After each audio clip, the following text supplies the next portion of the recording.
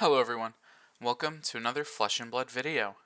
In this video, I decided that we're going to go over something a little more speculatory. This is a deck I really haven't played too much, but I think that it can be pretty good in Blitz. And that deck is going to be Riptide. You don't really see Riptide every day. He's not really the most played Ranger. In fact, he's definitely the least played Ranger, but Blitz lets him get a tool that he doesn't get in the constructed format, and that is Plunder Run. So this deck's whole idea is to use that, and he is really nice with it. So maybe we can make the Plunder Run plan work for Riptide, but this deck, as I said, I really haven't played it too much.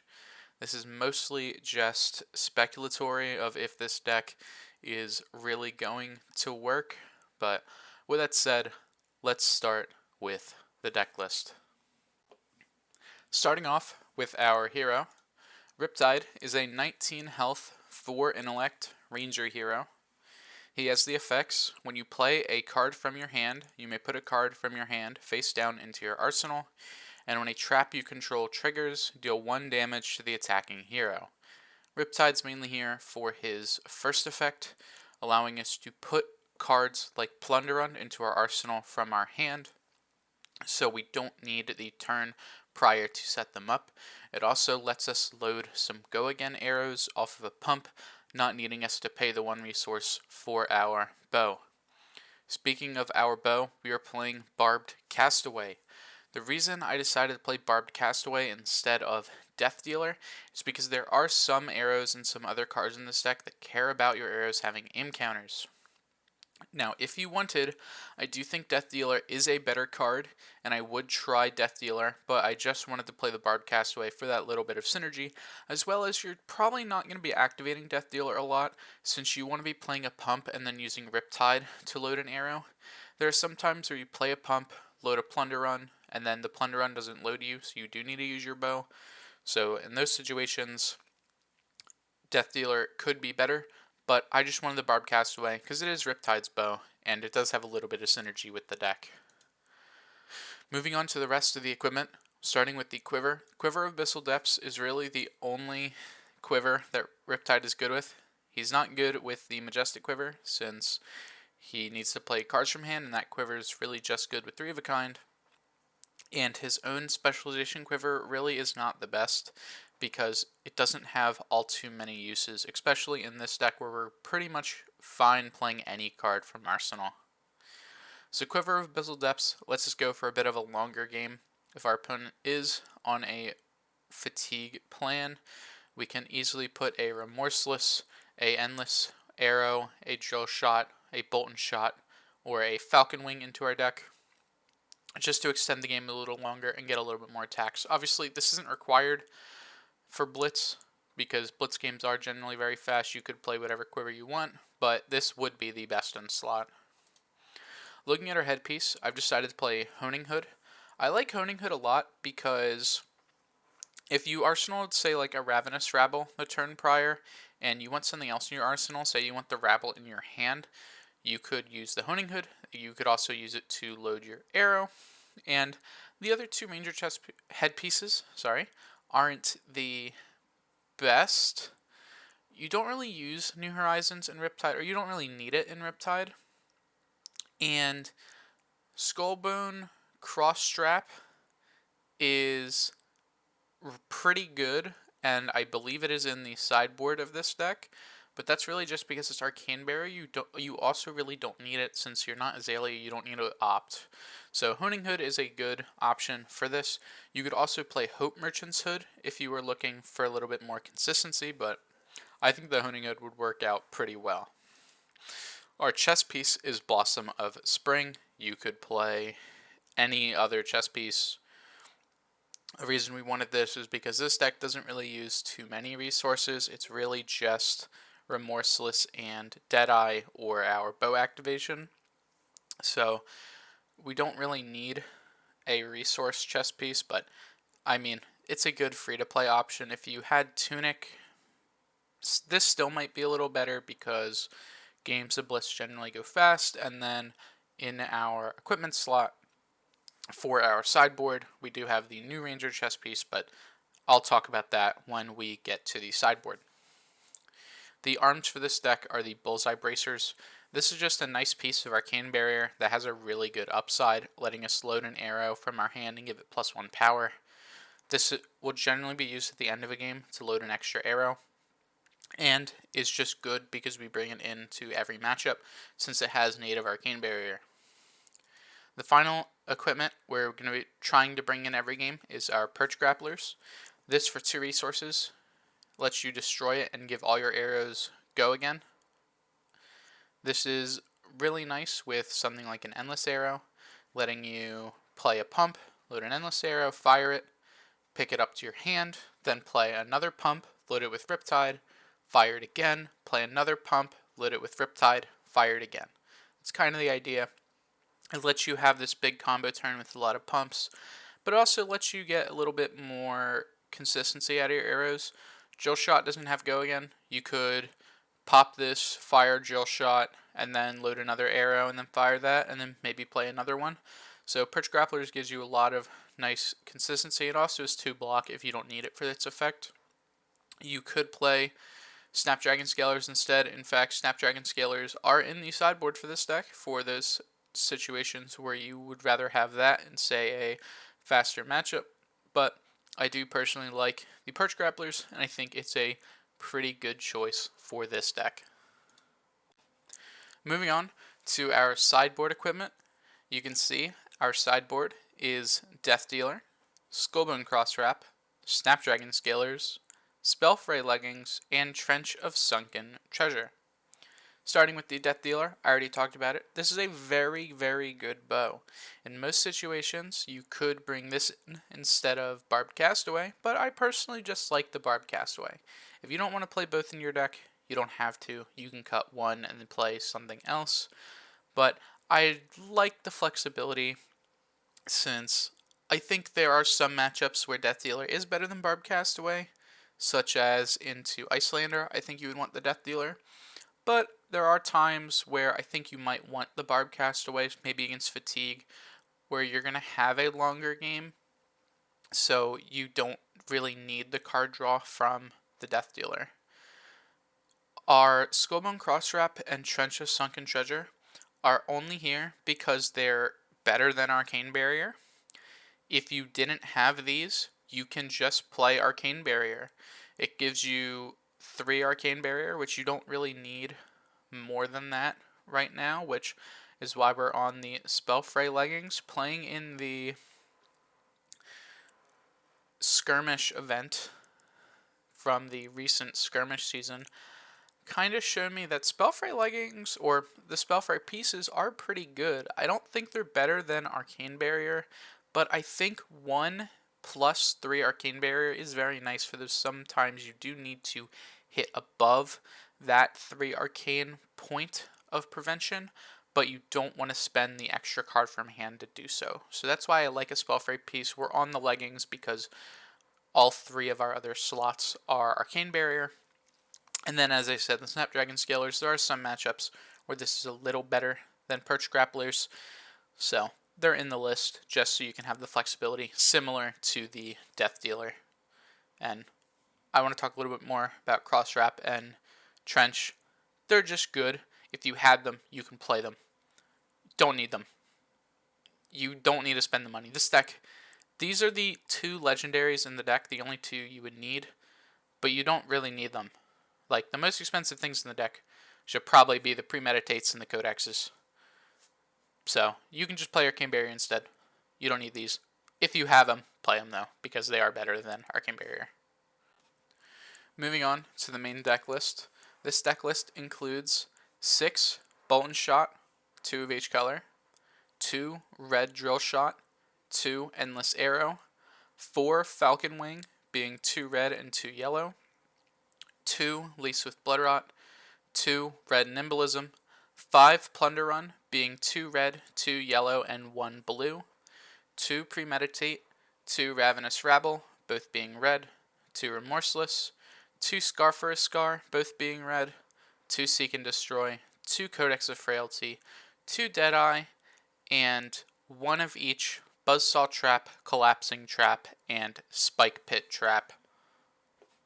Looking more specifically at this deck list, we have a pretty even split of our attacks to actions. This is because we don't need every attack in our deck to win the game. We really should only need about half. And we have a lot of consistency with the premeditates and the plunder runs. And the Codex of Frailties as well are also a way to get an arrow back. Ravenous Rabble are a way to see the top of our deck, so we know what we're going to be drawing with the premeditate or the plunder run.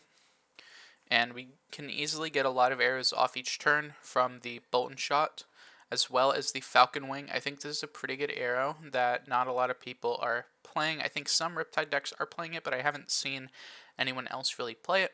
Falcon wing at red is a 0 cost, 3 attack, 3 block arrow with base go again, and if it has an aim counter, it has +1. That effect really doesn't matter, but the main thing we're looking at is it's a 0 cost arrow with go again. This is pretty big because it allows you to play more than 1 arrow a turn. We generally want to be ending our turns off with a drill shot or a remorseless, these big hit effect arrows that have pretty strong hit effects. We're also on the endless arrow because, as I said, with the perch grapplers, it's really good and it's something repeatable that we can use to threaten our opponent turn after turn. Looking at some of our non-arrow attacks, Ravenous Rabble is a really good card in Ranger, since most of our attacks and most of our other cards are red. Yes, sometimes you will hit a yellow and sometimes you will hit a blue. We are on 8 yellows and 6 blues. 10 yellows and 6 blues. But it's still a good card, nevertheless. It lets you put a card from your hand into your arsenal with Riptide's ability, so it isn't terrible. Scar for a Scar is very similar. It's better in Riptide when you consider that Riptide does start at 19 health, meaning he will start at less health than most other characters. This makes Scar for a Scar a little better, because if you open it on your first turn, you can play it to arsenal something and then fire whatever that is, and there's no risk to you. Looking at some of our pumps, Laced with Bloodrot and Nimblism give our attacks +3 power pretty easily. Laced with Bloodrot's a bit of extra damage. We're not on any of the other laces because we don't really need them. I'd rather play the Nimblism to be able to pump the Scar for a Scar or the Ravenous Rabble than apply the Inertia or the Frailty token to our opponent. And Laced with Bloodrot is just 2 extra damage, which is very nice in Blitz when it's such a fast format. Plunder Run here hasn't been a card we've seen in a very long time. It makes our next attack action that hits draw a card, and if it's played from Arsenal, our next attack also gets stronger. This is really strong with Riptide and the main synergy for the deck. Being able to play something from our hand to Arsenal the Plunder Run to be able to give our next attack +3 power off the red one, and then being able to draw a card and have a longer turn. Premeditate is sort of similar to Plunder Run and is a new version of it. Premeditate gives our next attack played from Arsenal +3, so a bit of the opposite order there.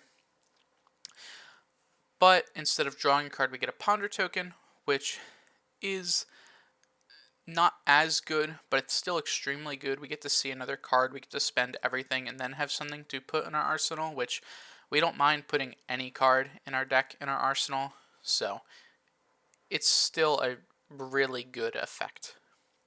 The last red we're playing in our deck is the Seek and Destroy.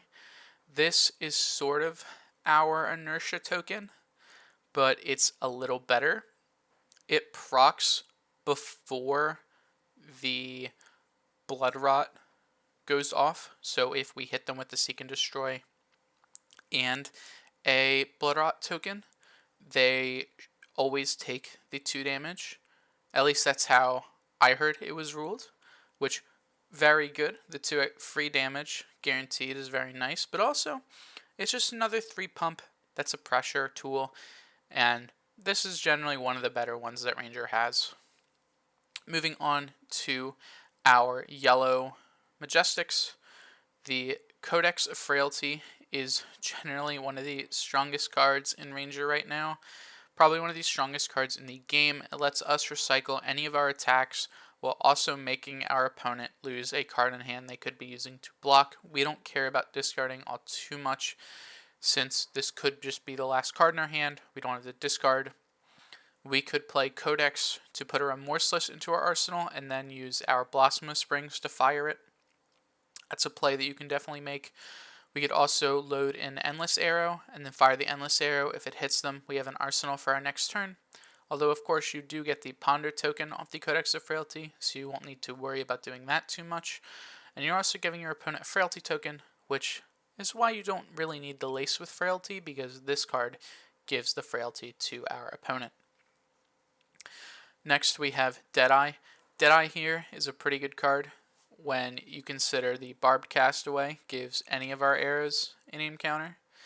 So this can be our main effect to try and make your opponent block with their whole hand, because if they don't, they're going to lose a card from it at our choice, which is a pretty big upside.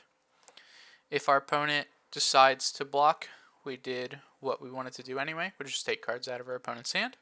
And if they don't, we get free damage and to do it anyway. So Deadeye is really nice with the Barbed Castaway as well as the Blossom of Springs. If you are a mana short, to say play the Deadeye, say you need a pitch of red for the Barbed Castaway to flip up your arrow, you can use the Blossom of Springs to pay for it. So those are the only two 1-cost cards in the deck, being the Deadeye and the Remorseless. So everything else is free. So pretty nice there. Finally, the last two cards in the deck are all three of the Riptide specializations. Buzzsaw Trap makes an attack with power higher than its base power, and it can't gain power. Collapsing Trap makes our opponent discard their hand and draw that many -1 if the attack had go again. And Spike Pit Trap mills our opponent a card and makes them lose X life, where X is the number of cards with that name in their graveyard if the opponent reacted to an attack this chain link. And then, of course, you're going to get the 1 extra damage from Riptide if any of those effects trigger. I think they're just really good blues. They're better blues than most of what we could be playing. If you wanted the second blue Plunder run, I would probably cut one of the traps. I'm not sure which one. Spike Pit Trap seems a little weak in Blitz, although it probably has the biggest payoff, giving extra damage, which is very nice. Buzzsaw Trap is just consistently good, and Collapsing Trap can definitely mess up your opponent's turns. So whichever one you want to cut for the other Plunder run, it's up to you. But personally, I do think all three are pretty good. Thank you all for watching the video. I hope you enjoyed.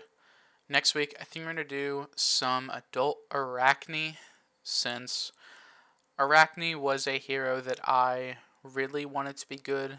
I played Arachne right when they came out, and I really liked the deck. I wanted the control aspect, but sadly, Arachne wasn't really good at all, and Arachne didn't really get much from outsiders. Yes, they got Codex of Frailty, but that's really not enough when you consider you could be playing Codex in Ranger or just the better assassin in Azuri. But Arachne is one that I really like. So next week, watch out for that one. But with that said, I hope you all enjoyed, and I'll see you in the next one. Goodbye.